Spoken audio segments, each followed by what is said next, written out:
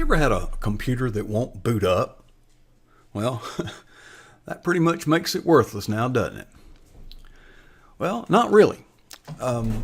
Chances are the data on that hard drive of that computer is still there, but the computer won't give you access to it because, after all, it won't boot up. You see, at the beginning of every hard drive is a special reserve section. It's called the boot sector.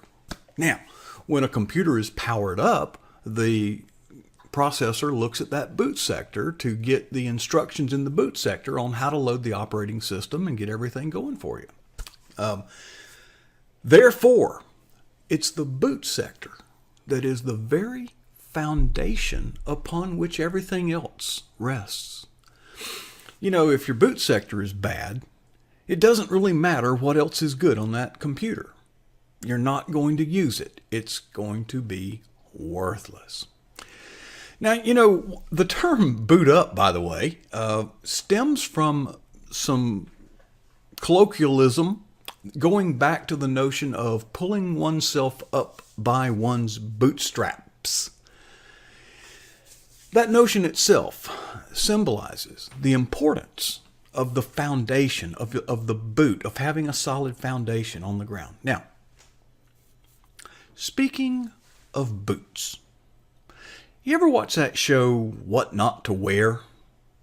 You know, I wish they would have had me on that show because, you know, I think I'd like to teach them a few things about what to wear. And I have a few things that they need to know that people just don't talk about in New York City. I'm Clinton Kelly from What Not to Wear, and I never intended to become a stylist. Ever in my life did I have any desire to style people for a living. I started out in magazine publishing in New York City. I wrote about cars, I wrote about fitness, I wrote about food, I wrote about travel, and I wrote about fashion. So basically, one day, my friend Jennifer had a copy of Marie Claire on her coffee table, and I was flipping through it, and I thought, oh, this magazine is silly. I want to work for them. So I wrote the editor-in-chief a letter saying, if you give me 10 minutes of your time or 15 minutes of your time, I'll give you 100 story ideas. So I came up with a bunch of story ideas. She took me up on the offer. I came in. She gave me a job right then and there. Honey, right there. And then one day I got a call from a casting agent, and she said, would you like to audition for What Not to Wear? And I said, sure, whatever. Why the heck not? I've already got a job. I mean, I'll just do this for fun. And I ended up getting the job, and I haven't looked back. It's like a miracle. What I found over the past 9 years is that I get a great deal of joy from seeing how we're changing people's lives. You know, women are frustrated when it comes to dressing their bodies. Look at this, you know. So there's that physical, help of like saying try this on, but there's also the emotional hand-holding that we do. And what happens is that women's lives really change once they leave us. They just have a greater sense of self-esteem and self-worth and confidence, and that makes me feel good. That's why I do what I do. Clinton Kelly. What kind of name is that?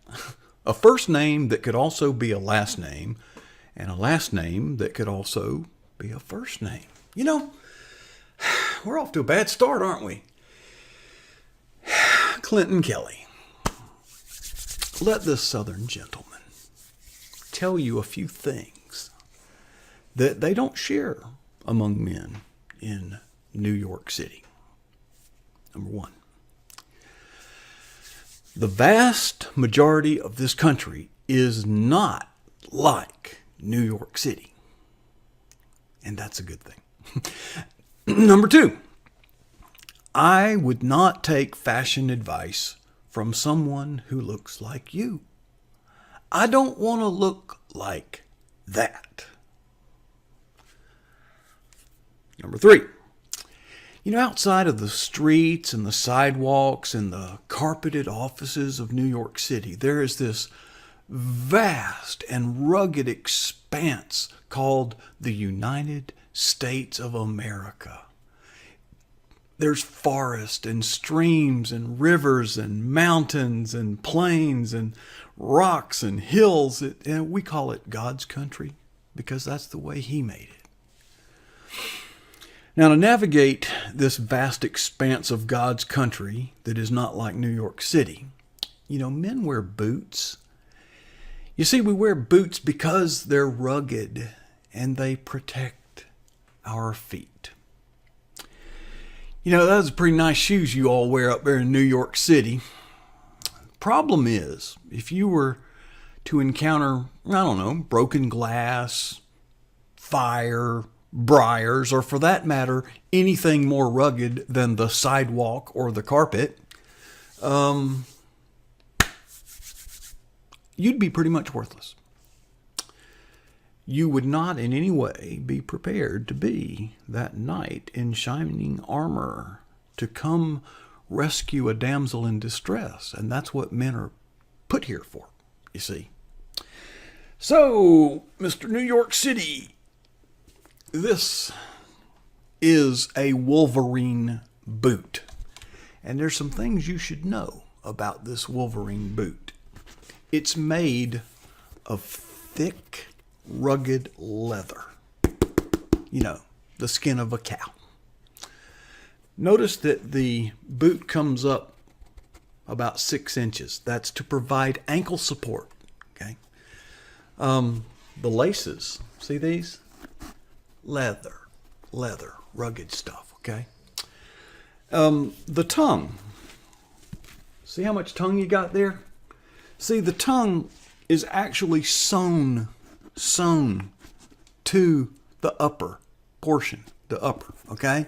So it doesn't slip and slide around to the side like would happen in them fancy shoes you wear in New York City, okay? Now, you can't see it, but the laces, the way they are, way they fasten to the upper, there's actually a thing that goes all the way down to here. I know you can't see it, but when that lace is pulling, it's pulling from the bottom and it's distributing the stress and the strain and the pull across the entire section of the boot rather than just tugging on the very end. Here in the South, we have a thing called weeds and we pull them up by the root. Now, if you grab a weed and pull it by the top, yeah, you'll pull the top out. That's all you'll get. Okay? These laces pull up on the very root of the upper and distribute the support and distribute the strain so that it lasts longer. Okay? That is a Wolverine boot, the very best. This is not a Wolverine boot. You might find a boot like this in some of those stores in New York City. Okay? This leather is thin, it's cheap, and sometimes it's not even leather, it's plastic. Notice that this so-called boot doesn't come up very far. It doesn't provide much ankle support. Oh, and these laces? No, they're not leather, okay? And that's important. Let me show you something. Okay, here in the South we use matches, okay? I'm going to light this match and I'm going to apply a little heat to this lace here, okay? Now, as the fire heats that up, it doesn't have to burn it all the way through. Folks, if you encounter some fire out in the woods wearing these boots, you ain't wearing boots anymore. But the most important thing is the upper in these boots is not sewn to the sole. It's glued. It's pretty good when you first get them, but over time that glue breaks down.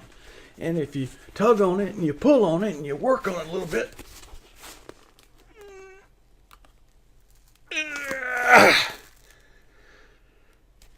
folks, this here, I call that a glue shoe, okay?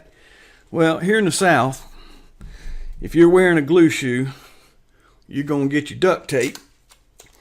Now that your laces are broken, you can lace this thing up this way, and you can keep the shoe together. There you go. That is a glue shoe. It ain't no good. What's the big deal about boots? Well, the Bible has something to say about boots. Ephesians chapter 6, verse 15, in the entire context of the full armor of God, it speaks about footwear. Verse 15, and with your feet fitted with the readiness. Readiness. Folks, this is not readiness. This is readiness. Christians, we are at war. And this ain't New York City. Spiritually speaking, we need to boot up. And I don't mean with glue shoes.